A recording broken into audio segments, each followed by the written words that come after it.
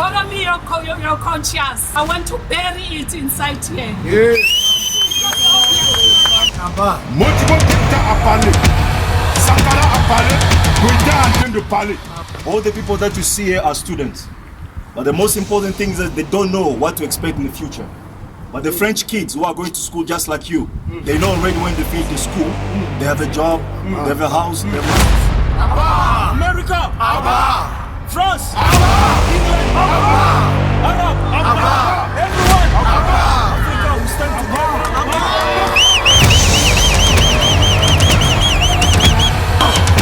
Mas young fool! Commando! Mas young fool! Commando!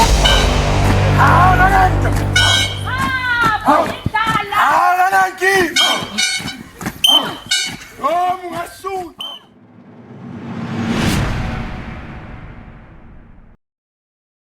Il est originaire de la République démocratique du Congo. Bonjour mon frère. Bonjour, bonjour, cher frère. C'est comment tu vas? Non, ça va, il fait froid, mais Le climat il n'est pas clément. Hein? la révolution est toujours là. La révolution est toujours là. Originaire de la République démocratique du Congo. Je me présente comme étant originaire de l'enclos colonial qu'on appelle la République démocratique du Congo. Voilà. Pour moi, c'est l'enclos colonial. Waouh, Voilà. pur panafricain. C'est un plaisir pour nous de vous avoir sur la One Africa Radio. Voilà, le plaisir est partagé. Ouais, très très jeune. Hein? Bon, en fait, les combats de l'Afrique, c'est les combats de la jeunesse. On dit l'Afrique, c'est 65% ou 70% pour l'instant, de moins de 25 ans. Du coup, on aimerait bien voir tous les jeunes engagés dans les combats de la liberté et de l'émancipation de l'Afrique. Donc, effectivement, c'est ça. C'est les combats de la jeunesse. Combat de la jeunesse. Né au Congo, et aujourd'hui vous résidez en Afrique du Sud. Oui, je réside actuellement en Afrique du Sud. Qu'est-ce qui vous a motivé de quitter le Congo pour l'Afrique du Sud? Oh, plusieurs raisons. Les études, tout d'abord, mais vraiment, je peux dire que derrière la raison d'éducation, c'est aussi une raison, je vais dire, on peut dire économique, même organisationnelle. Il y a un ensemble de raisons qui font que quelqu'un puisse quitter un endroit pour aller à un autre endroit pour avoir ce qu'il n'a pas là où il est vraiment originaire. Mais du coup, je vais dire que je suis venu ici pour les études. Voilà, depuis 2012 que je suis là, donc je fais un programme en ingénierie, je finis et puis je fais un autre programme en développement communautaire, donc j'ai encore fini, donc effectivement je continue encore avec My Honors, un programme d'honneur au niveau toujours de développement communautaire. Waouh, waouh, waouh. Vous êtes technicien à la racine. On peut le dire, un peu la combinaison de tout. Notre ancêtre, c'est Cheikh Anta Diop, il a dit allez arracher, les jeunes africains, armez-vous du savoir, allez armez-vous de tous les savoirs et arrachez votre patrimoine de main des usurpateurs.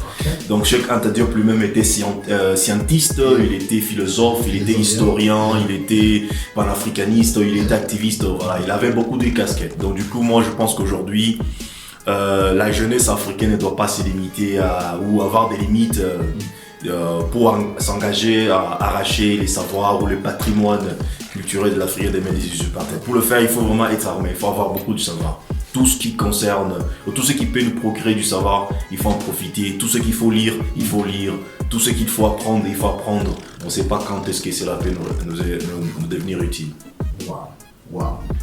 Et être panafricain, vous n'avez pas peur? La famille ne vous a pas découragé? La peur, j'ai toujours dit aux Africains que la peur, c'est une monnaie de l'oppression. Vous voyez? Et c'est justement la peur qui nous a séparés de notre destin en tant qu'Africains depuis très longtemps. Et si vous étudiez la situation africaine en profondeur, vous allez trouver que c'est même la peur qui continue à garder l'Afrique dans l'état où l'Afrique est aujourd'hui. Et je vous explique cela. Vous avez une situation où le monde occidental a établi un système d'oppression, un système de prédation aussi, un système aussi même de terrorisme, en sorte que chaque président qui prend la tête ou qui prend les affaires de l'État, ou chaque personne qui devient en tête d'un pays pour diriger le pays, directement il se retrouve dans une situation où il est il est clair pour lui qu'il doit faire ce que le monde occidental attend de lui. S'il ne fait pas, il peut être tué, il peut être déchu, il peut courir beaucoup de conséquences. Ok? Ça, c'est les contextes actuels. Et c'est ce qui fait que nos dirigeants, même quand ils sont de bonne volonté pour faire mieux les choses, dans les contextes où ils se retrouvent face au terrorisme occidental, ils ne peuvent pas faire parce qu'ils ont la peur de ce qui peut leur arriver. Raison pour laquelle nous avons le même cycle où nous avons des leaders qui viennent, ils font des bonnes promesses, mais quand ils sont élus, voilà, ils commencent à compromettre. C'est la peur qui a fait que Mandela puisse compromettre. C'est la peur qui a fait à ce que Sankara puisse être trahi. C'est la peur qui fait en sorte qu'aujourd'hui, Alassane Ouattara, la peur qu'il fait aujourd'hui a fait que Macky Sall, tous ces gens-là puissent s'aligner avec l'Occident au lieu de s'aligner avec leur peuple. Du coup, moi je pense que la peur, c'est quelque chose qu'on doit, c'est pas quelque chose qu'on doit vraiment entretenir en nous. On doit bannir la peur de nos cœurs et faire face à la réalité pour libérer l'Afrique. On doit bannir la peur et faire face à la réalité pour pouvoir permettre à ce beau continent qu'on appelle Maman Africa de pouvoir avancer. J'ai avec moi un vrai panafricain. Moi, j'aimerais commencer par la République démocratique du Congo. Vous êtes originaire de la République démocratique du Congo, l'un des pays les plus riches en Afrique, l'un des pays les plus vastes en Afrique, l'un des pays les plus peuplés d'Afrique. J'aimerais savoir, selon vous, pourquoi jamais de stabilité dans ce grand et beau pays? En fait, pour ce pays a toujours instable. En fait, pour comprendre bien la situation de la RDC, tout comme la situation de n'importe quel pays de l'Afrique, ou tout pays appelé le pays des tiers-mondes, il faut peut-être remonter à la fin de la Deuxième Guerre mondiale. C'est un peu une histoire, mais ça permet à ce qu'on puisse comprendre ce qui se passe aujourd'hui en RDC, tout comme dans d'autres pays africains aussi. Adopter des bonnes stratégies pour changer les choses. À la fin de la Deuxième Guerre mondiale, les États-Unis d'Amérique contrôlaient 43% de la richesse du monde. Ils représentaient tout simplement 5% de la population du monde. Et du coup, les penseurs ou les stratèges américains étaient déjà inquiets pour dire qu'est-ce que nous pouvons faire pour garder notre domination économique et aussi même militaire sur le reste du monde. Du coup, pour le faire, ils ont divisé le monde en plusieurs blocs. Et c'est bien explicité dans un document qui s'appelle National Security Memorandum 68. Vous pouvez trouver tout ce que je dis là-bas, avec quelqu'un qui était très pionnier, un grand pionnier de ces projets, qui s'appelait George Kennan. Donc alors ce que les Américains ont divisé le monde en plusieurs blocs. L'Afrique faisait partie de ce qui était appelé Grand Area ou Grand Espace. Et il y avait deux objectifs qui ont été accordés ou donnés à tous les pays qui s'est trouvé dans le grand espace. Le premier objectif, c'était que ils devraient être les fournisseurs des ressources naturelles pour reconstruire l'Europe qui était démolie après la Deuxième Guerre mondiale et aussi même reconstruire aussi ou faire avancer l'économie des États-Unis ou des États européens. La deuxième tâche qui a été accordée aux pays des tiers-monde, c'était d'être maintenant des consommateurs de produits finis développés en Europe ou aux États-Unis d'Amérique. Vous voyez, donc c'est-à-dire qu'on a condamné l'Afrique à être fournisseur des matières premières, et aussi à être consommateur donc du coup des produits finis développés en Occident. Et ils n'ont pas seulement développé ça dans des stratégies écrites, mais ils ont développé ça même dans leur stratégie politique. De telle sorte que chaque dirigeant qui est venu à partir de l'indépendance, qui n'était pas aligné à faire en sorte que son pays puisse être un champ d'exploitation des ressources naturelles pour l'Europe, et aussi son peuple puisse être des consommateurs des produits développés à l'extérieur. Ces genres de leaders ont été éliminés rapidement, comme par exemple Lumumba, pour être remplacé avec Mobutu qui devrait servir les intérêts occidentaux. Nkrumah, la même chose, Sankara, la même chose, dans la liste est longue. Donc du coup, à partir de ces moments-là, l'Afrique fonctionne dans cette perspective-là où nos ressources naturelles sont ouvertes pour l'exploitation externe, et que nous, on est incapacité à produire sur place, on est encouragé à consommer de l'externe. Donc c'est un peu d'une manière générale ce qui définit la crise que vous avez aujourd'hui, soit en Afrique du Sud, donc au Congo plutôt, en Afrique centrale, au Gabon, dans chaque pays africain d'une manière générale, vous avez cette même réalité. Mais ce qui concerne les Congos beaucoup plus, c'est que des ressources stratégiques que les Congos possèdent Donc, c'est lui qui peut avoir les contrôles sur ses ressources. Directement, il a les contrôles du monde. Notamment, vous savez que le monde d'aujourd'hui, nous tendons vers beaucoup de technologies artificielles, intelligence artificielle, des voitures électriques. Tout ça, il va falloir faire appel à la RDC avec ses matières naturelles, comme par exemple les coltans. Et du coup, le combat est grave. Il faut du tout empêcher que les autorités au Congo puissent être en mesure de décider comment ils peuvent faire avec ces ressources, leurs ressources naturelles, et laisser une sorte de désordre là-bas. Dans ce désordre là-bas, les minéraux sont exploités, les petits-enfants sont utilisés pour exploiter cela. Et cela se fait aussi avec l'aide de certains pays africains, notamment comme les gouvernements rwandais. Mais le Rwanda est toujours en train de dire qu'ils sont innocents. Non, bon, je ne parle pas des peuples rwandais, je parle des gouvernements régime rwandais, régime ougandais, effectivement, Paul Kagame, Museveni et tous ces gens là-bas sont été impliqués depuis même l'assassinat de Mosé Laurent Désiré Kabila. Ils sont impliqués jusqu'à présent. Ils peuvent dire qu'ils sont pas concernés, mais il y a beaucoup des enquêtes, notamment l'enquête de l'ONU, qui ont certifié que le Rwanda a une mainmise dans cette affaire. Mais le problème, moi, en tant que panafricaniste, le problème, c'est pas le Rwanda. Le problème, c'est celui qui est derrière le Rwanda. Donc, quand vous marchez dans la rue, il y a un petit garçon qui vient, commence à vous agresser. Il ne faut pas attaquer l'enfant. Il faut penser qu'il y a une grande personne ou un groupe de gens derrière l'enfant qui vous attaque. Vous voyez, c'est comme ça qu'il faut voir les choses. J'aime bien ça. Le problème, c'est pas le Rwanda, mais le problème, c'est les gens qui sont derrière le Rwanda. Voilà. Wow. Il faudrait bien que nous puissions savoir qui est derrière le Rwanda. Allons un peu dans l'actualité africaine d'aujourd'hui. Niger, coup d'État. Mali, coup d'État. Burkina Faso, coup d'État. Selon vous, j'aimerais savoir, selon vous, pourquoi tous ces coups d'État en ce moment? C'est l'éveil panafricaniste en Afrique. En 2011, l'Occident a sponsorisé une fake révolution, ce qu'eux-mêmes ont appelé révolution, donc printemps arabe, voilà, ils ont appelé ça une révolution, mais c'était une révolution un peu fabriquée par l'Occident pour se débarrasser de certains leaders en Afrique qui devenaient déjà gênants pour l'hégémonie occidentale. Et à cette époque-là, tellement que la société africaine, je vais dire, la jeunesse africaine a été trop manipulée, on était obligé d'applaudir donc les actions de l'Occident en Afrique. Quand ils ont tué Muammar Kadhafi, on a applaudi parce qu'ils nous ont vendu une image de Kadhafi, d'un terroriste, d'un monstre et tout ça.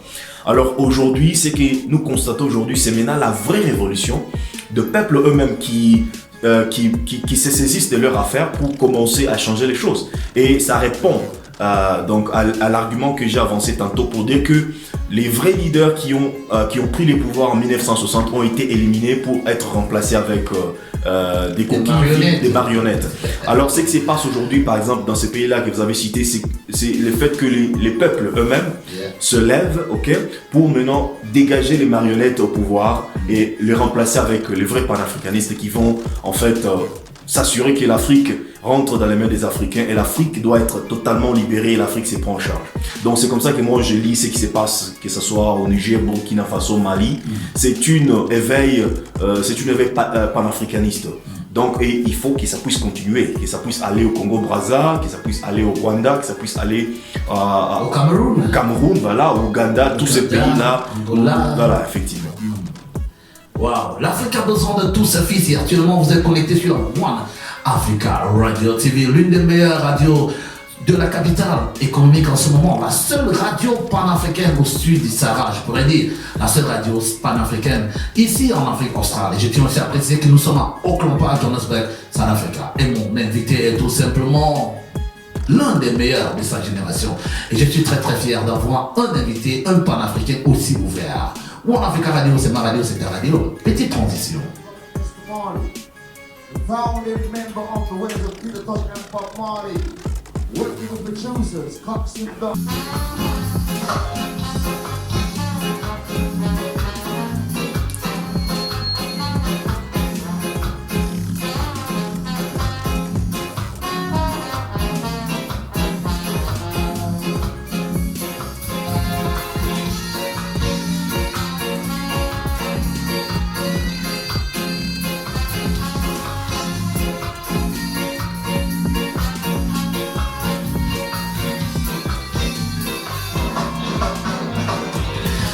sur la meilleure des radios. Et là, nous revenons. Nous étions en train d'écouter Bonia, le titre de la chanson. C'est un concert que nous étions en train de jouer là, de Solomonic Orchestra. Et là, c'était live sur la meilleure. Live comme l'invité que nous avons dans ce studio en ce moment, Kabbalah. Yeah, my brother. One Africa, c'est ma radio, c'est ta radio, c'est notre radio, c'est la seule radio pan-africaine. Sud du Sahara. J'aimerais savoir, très cher frère, nous, on vous a vu la semaine passée devant l'ambassade de France. Et ça, c'est l'une des raisons pour laquelle nous avons tenu à vous inviter. Parce que ça faisait longtemps, on ne voyait que les Sud-Africains qui avaient le courage de sortir en masse pour aller devant cette ambassade française et passer le message. Et aujourd'hui, nous avons constaté que vous, parce que en fait, ce que nous avons eu comme information, c'est que vous étiez le leader du mouvement.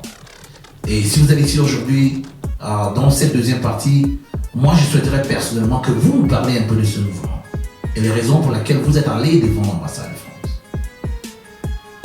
Ouais, en fait, c'est tout d'abord raison pour laquelle nous sommes partis à l'ambassade de France. C'est dans les cadres du panafricanisme de se mettre en solidarité avec nos frères du Niger, nos frères de Mali, de Burkina Faso, qui sont en train de groupir sous les sanctions de la CEDEAO, justement encouragés par la France et certains pays impérialistes en Europe. Donc on peut pas le laisser souffrir comme ça en se sentant peut-être éloigné de la situation, parce que c'est la même mentalité qui a facilité à ce que l'Afrique soit justement esclavagisée, que l'Afrique soit colonisée. C'est parce qu'on se sentait souvent éloigné du malheur de l'autre. Okay. Quand on envahissait un pays des côtés, on se disait bon voilà, c'est les voisins, ce n'est pas nous. Okay. Et jusqu'à ce que toute l'Afrique s'est retrouvée sous le joug du colonialisme. Donc aujourd'hui, on ne doit pas tolérer à ce que un Africain de l'Ouest soit détruit, qu'il vive sous les sanctions de l'Occident pendant que nous on se sent à l'aise au niveau de l'Est. Donc je pense que la mentalité qu'on est en train de cultiver en Afrique aujourd'hui, c'est que quand ça touche un, ça touche tout le monde. Okay? Donc c'est un peu dans ce sens-là qu'on s'est levé pour aller protester devant l'ambassade de France, mais pas seulement protester. On avait un message clair qu'on a déposé là-bas, ou qu'on est parti livrer chez l'ambassadeur de la France. On a donc apporté un cadeau, donc un cercueil avec une casserole vide. Le message était que bon voilà. C'est un message fort. Voilà, un message très fort. On voulait signifier vraiment, voilà, dans ce cercueil, on enterre le néocolonialisme. L'impérialisme vient d'être enterré. En même temps, je veux dire, le cercueil signifiait toutes les morts, toutes les victimes, qui sont mortes à cause de la politique française en Afrique. Donc c'était un peu dans ce sens-là. Alors revenons sur les mouvements. Donc les mouvements, c'est les partis africains pour l'unité continentale. Donc les partis africains pour l'unité continentale. Donc c'est un mouvement en émergence, un mouvement panafricaniste en émergence qui est en train de battre le plein, surtout dans l'Afrique de l'Ouest, au Ghana, Nigeria, Sierra Leone, Gambie, Kenya. Donc on est en train de, presque dans toute l'Afrique anglophone, on a une base, on a une représentation, on a des membres, on a des adhérents, et on a déjà de bureaux dans quelques pays comme Nigeria, Ghana. Justement même ici aussi en Afrique du Sud, on est déjà enregistré au Ghana. Donc c'est un mouvement en émergence et notre vision est claire. La vision que nous avons, c'est reconstruire l'Afrique comme un centre global du pouvoir. Parce qu'on pense aujourd'hui, c'est que l'Afrique souffre, ce n'est pas le manque de nourriture, parce que nous avons 3/4 des terres arables dans le monde. Ce que l'Afrique souffre, ce n'est pas vraiment de la pauvreté. Nous avons toutes les richesses possibles qu'on peut imaginer en Afrique. Ce que l'Afrique manque aujourd'hui, c'est les pouvoirs. Les pouvoirs de déterminer ce que l'Afrique doit faire avec ses ressources. Les pouvoirs de déterminer le futur de l'Afrique par les Africains eux-mêmes. C'est ces pouvoirs-là qui nous manquent, ou la puissance-là qui nous manque. Et du coup, notre objectif, c'est de reconstruire l'Afrique. Je parle très bien reconstruire parce que l'Afrique a été, à un moment donné, un centre du pouvoir global. C'est pourquoi nous parlons du Kemet, nous parlons de l'Égypte, nous parlons de l'Éthiopie, tout ça. Alors, depuis que les étrangers sont venus en Afrique, nous les avons reçus, ok, et nous avons permis d'être parmi nous. Et du coup, ils sont restés comme les envahisseurs. Nous avons perdu cette dimension-là des pouvoirs. Et du coup, ce sont les étrangers qui prennent des décisions sur nous, qui déterminent les futurs de l'Afrique. Donc, nous sommes dans cette optique-là aujourd'hui, de redonner à l'Afrique une dimension du centre global des pouvoirs. Mais ne pensiez-vous pas que la faute, c'est aux Africains? Bon, je ne peux pas dire que la faute, c'est aux Africains. Parce qu'aujourd'hui, on parle de démocratie dans beaucoup de ces pays africains. 3-4 ans, il y a élection. Mais pourquoi les choses ne changent pas? La démocratie, c'est une fraude. Aucun pays africain ne peut se développer avec la démocratie. Ok. Comment vous pouvez dire ça? Même les États-Unis. C'est vous qui votez, c'est vous qui dépouillez, c'est Ouais. vous qui annoncez les résultats. Ouais. Comment? On vote les individus qui ont été présélectionnés par le système capitaliste mondial. On ne participe pas à la présélection des candidats. Et vous ne pensez pas que c'est aussi parce que la jeunesse africaine ne s'intéresse pas à la politique? Raison pour laquelle nous sommes dans ce problème-ci aujourd'hui. Raison pour laquelle aussi nous sommes là en train de militer chaque jour, c'est pour éveiller la conscience africaine. C'est pourquoi j'ai dit au début que les combats aujourd'hui, les panafricanismes, c'est en réalité un combat de la jeunesse. Parce que l'Afrique, 65% de gens de moins de 25 ans, on devrait voir ces gens ici impliqués dans la politique de notre propre liberté. Ou sinon, on va continuer à vivre ou à jouir la politique de notre oppression. Donc, vous voyez, je comprends ce que vous dites. On devait avoir la jeunesse impliquée. Mais j'aimerais savoir, qu'est-ce qui empêche vraiment la jeunesse africaine, qui représente plus de 60% de la population africaine, à pouvoir vraiment prendre la chose au sérieux? Il y a beaucoup de choses. Il y a beaucoup de choses qui entrent en jeu pour empêcher l'Afrique ou la jeunesse africaine de s'être impliquée ou de s'impliquer voilà, d'une manière profonde dans la crise que l'Afrique connaît aujourd'hui. Il y a beaucoup de choses. La religion, c'est l'une des choses. Et les médias ou la propagande occidentale, c'est l'une des choses. L'éducation aussi, c'est l'une des choses. La combinaison de toutes ces choses ici font en ce que la jeunesse africaine aujourd'hui s'implique beaucoup trop sur TikTok, sur Instagram, dans des jeux, dans des danses, dans des distractions, mais pas dans la politique de leur libération. Voilà. Donc, c'est pourquoi encore, je reviens, notre lutte, la vraie lutte aujourd'hui des panafricanistes, ce n'est pas seulement de protester et faire des speeches, mais c'est beaucoup plus à cultiver une nouvelle conscience panafricaine dans la jeunesse pour que la jeunesse puisse comprendre que quand on parle de la jeunesse, ça signifie deux choses, ça signifie l'énergie, ça signifie l'avenir. La jeunesse, donc, c'est l'avenir, c'est l'énergie qui va conduire l'avenir de l'Afrique, ok? Et si cette jeunesse est laissée derrière ou écartée du centre du pouvoir, du coup, on a écarté tout l'avenir de l'Afrique. Donc, nous, on est en train de mobiliser la jeunesse pour s'engager dans les processus qui déterminent l'avenir de l'Afrique. Wow. Et vous venez de parler là de religion. Et quand vous parlez de religion, selon mon entendement, c'est comme si la religion fait partie des éléments qui ont été importés par l'Europe pour pouvoir endormir l'Afrique. Ça, c'est vrai. Et nous constatons que dans les pays les plus peuplés d'Afrique, les religions sont tellement suivies au détriment de la culture et de la tradition africaine. Voilà. Et moi, j'aimerais vous poser une question. Vous qui venez de la République démocratique du Congo, qui est le pays le plus catholique dans le monde, c'est la République démocratique du Congo qui a le plus grand nombre de catholiques dans le monde. Je ne sais pas ces statistiques-là, mais je connais qu'il y a beaucoup de chrétiens là-bas. Je vous informe. Ok, merci. Yeah. Comment faire pour pouvoir enlever dans la tête de l'homme congolais, de la femme congolaise, que c'est cette religion-là qui est à l'origine ou qui fait partie de nos malheurs? Il faut créer d'emplois.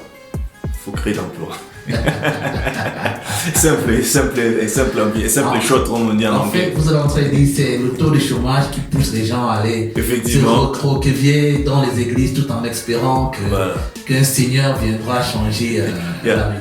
En fait, quand on enlève l'espoir à un peuple, il y a deux choses qui se produisent justement dans les contextes africains. Quand on enlève l'espoir, c'est-à-dire que quand il n'y a pas d'emploi, il n'y a pas d'économie, on voit la multiplicité de ces deux choses. Il y a beaucoup de politiciens et aussi il y a beaucoup de religieux. Il y a beaucoup de prophètes, il y a beaucoup de pasteurs, il y a beaucoup de gens d'hommes dans des églises chaque jour. Et du coup, quand vous... Et En fait, vous êtes en train de me dire que c'est la pauvreté, la misère qui pousse les gens Voilà, à la recherche d'espoir. Et là, ils peuvent se réfugier. C'est chez les pasteurs. Quand les gens sont dépouillés de tout le moyen nécessaire pour se prendre en charge, Ok. du coup, ils sont dépouillés même d'un espoir. Et du coup, le seul espoir qui reste, c'est qu'au ciel, on vivra mieux que sur la terre. Ok? Et, et pour répondre à cette exigence-là, donc il faut être dans des églises, n'est-ce pas? Parce qu'on se sent, quand on n'a pas l'espoir, on se sent quelque part éloigné de ses propres responsabilités. On se sent éloigné du pouvoir qui peut être utilisé pour changer les choses. Et du coup, on commence à penser que pour que les choses changent, il va falloir que Dieu agisse. Okay?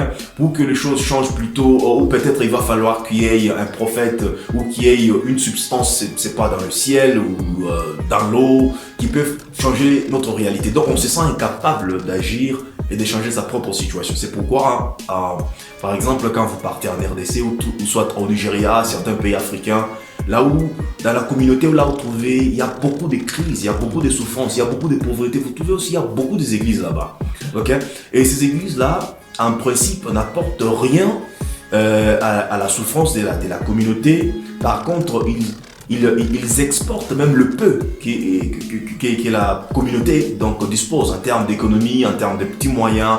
Et donc ils exportent tout ça en dehors de cette communauté pour aller vivre ailleurs. Beaucoup de ces pasteurs-là vivent dans des belles villes et du coup ils partent là-bas pour... Voilà. Donc c'est un peu ça. Moi je pense que je n'essaie pas de réduire l'importance de la religion. Je crois que la religion est importante. Il y a certains jeunes africains qui évitent de se retrouver dans le chemin des drogues, dans le chemin des banditismes à cause de la religion. Vous voyez? Ils rencontrent la religion avant même de rencontrer le panafricanisme. C'est la réalité. Aujourd'hui, il y a plusieurs chances que les jeunes africains puissent rencontrer la religion avant de rencontrer même le panafricanisme. Parce que dans nos villages, au fond de nos communautés, il n'y a pas le panafricanisme là-bas. Il y a plutôt la religion. Et cette religion permet aux gens de peut-être avoir une sorte de morale ou une sorte de moralité qui est quand même conforme aux normes sociétales. C'est-à-dire qu'ils se retrouvent dans une situation où ils ne peuvent pas aller fumer du chanvre, prendre de la drogue, dérailler totalement des normes moraux parce qu'ils ont rencontré, la religion. Ouais, c'est ça l'importance de la religion. Mais à part cet aspect de peut-être cadrer les gens, la religion maintenant... C'est les mêmes aspects qu'on trouve dans la culture africaine. Oui, voilà, mais c'est les mêmes valeurs. Mais vous savez, la culture... Dans notre culture, on ne te permet pas d'aller voler. Voilà. On ne te permet pas d'aller forniquer. Voilà. On ne te permet pas d'aller prendre ce qui ne t'appartient pas. Mais je me demande, au lieu de rentrer aux sources, les Africains ont plutôt décidé, la majorité, de se recroqueviller chez les pasteurs, dans les églises, dans les mosquées. Et aujourd'hui, quand j'écoute un panafricain comme vous parlez du fait que la religion fait partie des importés qui nous endorment. J'aimerais que vous passiez un petit message à 3-4 jeunes qui sont en train de vous écouter en ce moment. Concernant la religion. Oui. Bon, en fait. Soyez bref. Il est de ces choses-là dont on ne peut pas, il n'y a pas de réponse simple. Donc il faut peut-être faire un diagnostic propre des choses pour peut-être parvenir à une réponse exacte comme vous l'exigez. Mais du coup, ce que je peux dire à propos de la religion, c'est que la religion, chaque religion importée, c'est une sorte d'oppression culturelle. Donc ce que je veux dire, c'est quoi? Si par exemple Dieu vient vers vous et vous donne un message, peu importe le message, vous allez d'abord transformer ces messages ou interpréter ces messages selon en utilisant les outils que vous avez, entre autres votre langue, votre culture. Et cette interprétation va avoir une base, ou comme une base, votre culture. Et si vous prenez cette religion maintenant, que vous avez reçue, vous voulez transmettre ça à une autre personne, qui n'est pas de votre culture, vous transmettez également vos éléments culturels et vos éléments, socio-culturels et tout ça.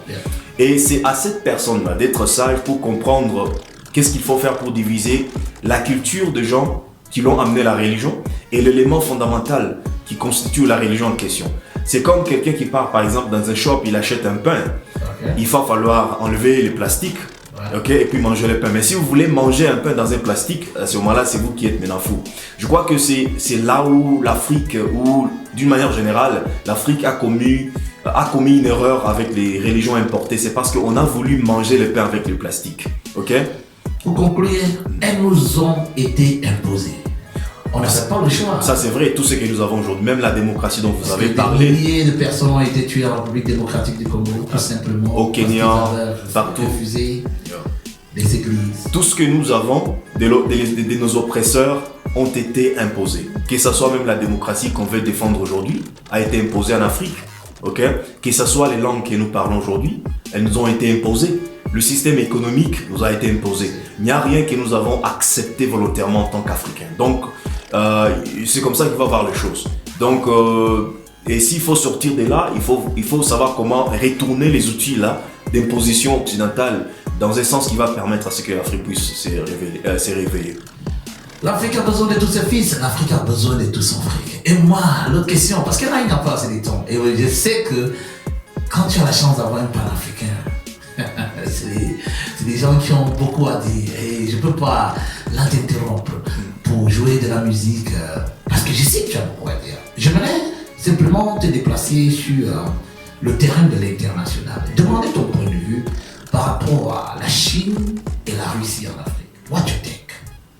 Leur présence en Afrique en ce moment, parce que ça se dit beaucoup. Les Occidentaux sont en train de nous dire non, les Russes vont les exploiter, les Chinois c'est des voleurs, bon, à ce que je sache. Moi je pense que les premiers voleurs c'est les Occidentaux. Voilà. Et il n'y a pas, à ce stade, on n'a aucune leçon qu'on peut apprendre des Occidentaux concernant ou la direction que l'Afrique doit choisir pour le futur. Ça, c'est quelque chose que l'Afrique ou les Africains eux-mêmes doivent décider. C'est quoi la direction que nous voulons choisir pour l'avenir.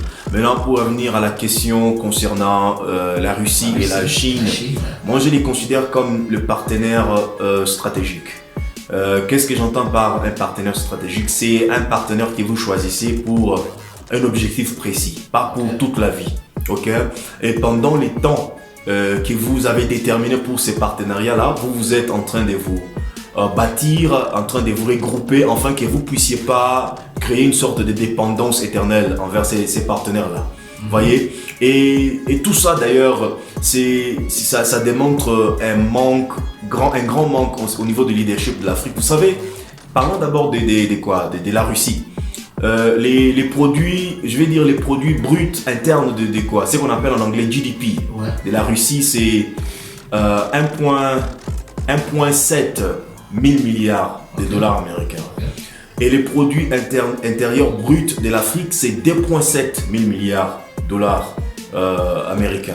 Donc si vous faites la comparaison, vous trouvez que l'Afrique a beaucoup d'argent que la Russie. Mais qu'est-ce qui fait que quand Poutine appelle au sommet russe-Afrique, tous les nègres africains vont se réunir auprès de Poutine pour quémander de l'argent ou des semences ou des grains, tout ça. C'est juste parce que nous sommes totalement désorganisés et que l'argent que nous avons en Afrique est utilisé d'une manière individuelle pour satisfaire peut-être l'ego ou les besoins individuels de certains chefs d'État, au lieu de résoudre le grand problème fondamental de reconstruction de l'Afrique en tant que centre global du pouvoir. C'est dans ce sens-là que moi je parle d'abord que nous voulons reconstruire l'Afrique comme un centre global du pouvoir. Mais en finissant sur la Chine et la Russie, je crois que ce sont des partenaires stratégiques, quand bien même c'est des manques de stratégie qui nous engagent à compter sur eux. Mais je pense qu'on doit établir des stratégies de 5 ans, 6 ans avec eux. Mais pendant ces 5 ans et 6 ans-là, on doit lutter pour créer notre autodétermination, notre indépendance. Et je considère qu'ils sont des partenaires stratégiques parce qu'ils sont en train de faire tourner les paradigmes mondiaux aujourd'hui. Et où ils sont en train de tourner l'ordre mondial qui a dominé depuis plusieurs décennies, l'ordre championné par l'hégémonie occidentale. Et dans cet espace où ils sont en train de faire basculer les choses, c'est une opportunité pour l'Afrique de se reconstruire et de s'élever. Du coup, nous appelons au panafricanisme au pouvoir. Vous savez, comme on parle aujourd'hui du panafricanisme, l'une des choses qu'il faut comprendre, c'est que le panafricanisme a été depuis l'époque de Nkrumah, ou à la fin de l'époque de Nkrumah, le panafricanisme est resté un agenda de TikTok ou je veux dire un agenda de YouTube ou des panel discussion comme nous sommes là en train de discuter, ou parfois descendre dans la rue pour réclamer. C'est tout ce que le panafricanisme a réussi à faire. On n'a jamais eu à voir le panafricanisme au pouvoir depuis peut-être Sankara pour faire exécuter l'agenda panafricaniste. Donc du coup, nous, on appelle aujourd'hui en tant que Parti africain pour l'unité continentale, on milite et on invite les Africains à faire en sorte que le panafricanisme puisse rentrer au pouvoir en Afrique. Si nous avons le panafricanisme au pouvoir, on ne saura pas ou on n'aura pas besoin d'aller militer dehors, on va appliquer automatiquement l'agenda panafricaniste que nous avons. Nous voulons l'unité africaine, mettez les panafricanistes au pouvoir. Nous voulons la monnaie unique en Afrique, mettons les panafricanismes au pouvoir. Nous voulons les États-Unis d'Afrique, plutôt, mettons les panafricanismes au pouvoir. Avec les panafricanismes au pouvoir, il est facile de faire, au lieu de protester, de faire tout ce que nous faisons qui nous font perdre du temps. Quand vous nous parlez du panafricanisme et des panafricains, là je lance l'œil dans le pays où nous sommes actuellement. Je vois un parti politique comme le EFF de Julius Malema, Economic Freedom Fighter, qui se bat énormément pour les droits des étrangers dans ce pays. Et nous sommes dans ce pays où nous sommes actuellement en Afrique du Sud, où il y a un phénomène qui est vraiment en train de secouer soit les réseaux sociaux, soit toutes les antennes, que ce soit radio ou télé, qui est la xénophobie, l'afrophobie et le fait que les étrangers vivant dans ce pays sont dans une position vraiment défavorable en ce moment. Nous voyons tous comment ceux qui ont ce qu'on appelle les petits supermarchés sont maltraités. On les accuse d'être les vendeurs de produits périmés. Et je m'aimerais savoir, selon vous, qu'est-ce qui peut motiver un gouvernement qui a traversé des années aussi dures et qui a été soutenu par les autres pays africains à se comporter comme ce parti politique qui au pouvoir est en train de le faire en ce moment? Je ne crois pas que les problèmes de xénophobie en Afrique du Sud sont un problème relatif au parti au pouvoir. Si je dis parti au pouvoir, parce que nous voyons ces gens qui se déclarent d'un autre mouvement appelé Doudoula sont accompagnés des forces de l'ordre. Et ils font ce qu'ils veulent. Mais les forces de l'ordre n'appartiennent pas au parti politique. Personne, dans un pays où la magistrature fonctionne encore bien, la justice fonctionne encore très bien, personne n'est inquiété. Aucun membre du parti au pouvoir, que ce soit le ministère du Commerce, que ce soit le ministère de la Police, que ce soit les ministères concernés, aucun d'eux n'est sorti et dire arrêtez ça, c'est pas votre boulot. Bon, en fait, dès le départ, moi je trouve que l'intention initiale de ce qu'ils font n'a pas été mauvaise. Parce que quand vous laissez tout d'abord votre marché dans le main des, entre parenthèses, étrangers, vous êtes exposé à toutes sortes de conséquences. Parce qu'une personne qui vient de loin n'a pas tout d'abord, au devant de sa tête, n'a pas l'intérêt du peuple de là où il est en train de partir. Ce qui domine sa pensée, c'est d'abord comment gagner de l'argent. Voilà, c'est faire de l'argent ou atteindre ses objectifs. Les objectifs qui lui font déplacer de là où il était ou pour aller là où il doit être, n'est-ce pas? Donc du coup, vous vous retrouvez dans des situations où ces gens vendent toutes sortes de poisons, toutes sortes de nourritures fabriquées de toutes manières. Et vous regardez ces images-là, quand même, ça dérange. L'endroit où on expose des choses là, qui sont en train de fabriquer, des choses de manger. Tout ça, voilà. Mais tout cela quand même doivent à un moment donné nécessiter des actions. Et si les gouvernements ne prend pas ses responsabilités pour régler les choses, s'il y a la corruption au niveau du gouvernement, à un moment donné, c'est le peuple qui est censé se tenir debout pour prendre ces choses en main. C'est ce que ces gens ici sont en train de faire. Malheureusement, dans ce genre de circonstances, parce qu'ils ont beaucoup accumulé, il y aura toujours des débordements. Il y aura même des victimes, des victimes innocentes qui vont donc subir, même quand bien même ils ont des bonnes marchandises qui n'est pas expirée ou qui est produite dans des bonnes conditions, ils vont se retrouver victimes. Malheureusement, on appelle les mondes occidentaux internes pour ça, on appelle ça victimes collatérales. Voilà. Donc, mais pour rentrer maintenant sur je vais dire sur la motivation. Je pense que dans un pays, quand vous avez l'économie qui s'amenuise, des ressources qui s'amenuisent, du coup, l'instinct de survie s'élève aussi au-delà de tout autre instinct dans l'homme. Du coup, vous commencez à chercher c'est lui qui a beaucoup et pourquoi il a beaucoup, qu'est-ce qu'il a fait pour avoir beaucoup. Et ce sont des accusations, ce sont les problèmes des drogues, ce sont les problèmes des crimes. Quand bien même les crimes peuvent être commis par tout le monde. Les crimes n'ont pas d'identité, ou je vais dire les crimes n'ont pas de nationalité. Les crimes, c'est un crime, qu'il soit commis par un Sud-Africain, un Zimbabwéen, c'est un crime. Donc je crois que c'est une affaire des lois, c'est une affaire de justice, c'est pas une affaire de généralisation ou des stéréotypes pour dire que bon voilà, ce sont des Nigérians qui vendent des drogues, mais qui sont les consommateurs des drogues dans ces pays? Ce sont des blancs. Pourquoi on n'accuse pas des blancs? Vous voyez? Donc moi je vois un peu les choses dans une perspective globale, ok? Pour ne pas tomber dans l'erreur de dire que bon voilà, les Sud-Africains sont xénophobes et tout ça. Je crois aussi qu'il y a des abus, ok, ici, des gens qui viennent, qui prennent de l'avantage, et du coup un Sud-Africain qui est né ici, qui connaît que ces pays, qui a ses enfants ici, il a de quoi s'inquiéter pour l'avenir de ses enfants. Revenons sur le phénomène de la drogue dans ce pays où nous vivons. Selon moi, je pense que c'est un phénomène qui peut être éradiqué. Parce que les frontières sont contrôlées par des Sud-Africains. Les gens qui consomment la drogue sont en majorité des Sud-Africains. Les vendeurs, en majorité, on accuse les Nigérians, les étrangers en général.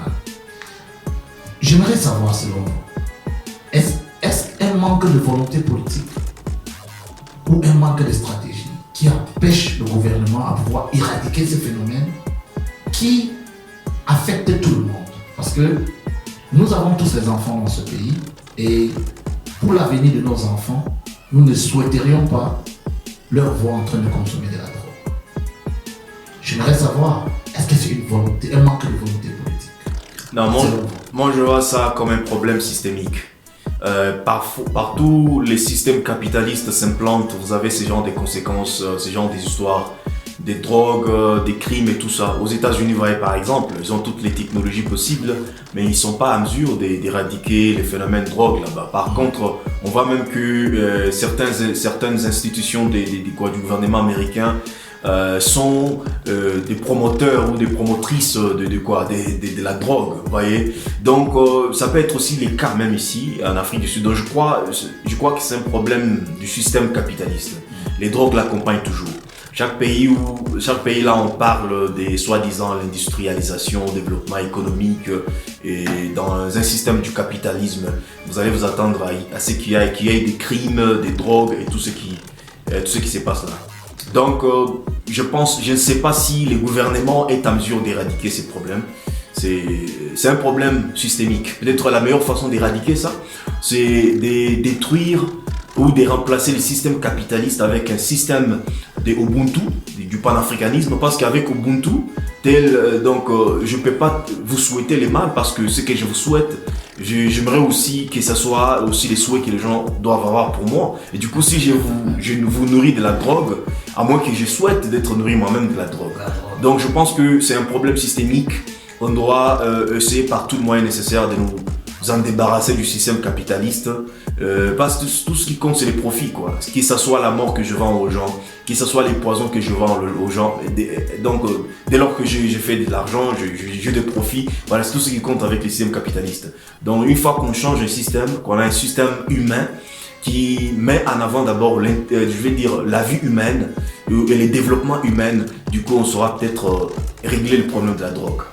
Et là, du coup, nous saurions comment régler le problème de la drogue. Ou en Afrique Radio, c'est ma radio, c'était radio. Petite transition avant la question de la... Et ton fils Didier Drogba. Gamou, mes félicitations. J'étable les gens pour vivre Francis Ngannou.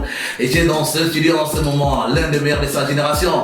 Je sais qu'il a beaucoup à dire. Et pour moi, il fait la fierté de ce beau continent. Je ne savais pas que dans ce pays, il y avait des panafricains aussi solides, des panafricains avec plein d'arguments. Il s'appelle tout simplement Kabbalah, mon frère. Ça va? Peace and love. Peace and love, my brother. You know, pour moi, c'est un plaisir de t'avoir. Hein. C'est du lourd, en fait. C'est du lourd. Et je suis tellement très content parce que j'ai l'habitude de recevoir des autres panafricains depuis de l'autre côté de l'Occident. Et puis, mon frère, tu as ça, vraiment. Tu as du punch, en fait. Comment dire au quartier. Merci beaucoup. Ouais. C'est un plaisir. Bon, c'est presque la fin de cette émission. Nous sommes à 5 minutes de la fin de cette émission. Moi, j'aimerais savoir, très cher frère, quels sont les panafricains avant les indépendances et après les indépendances qui t'ont vraiment marqué?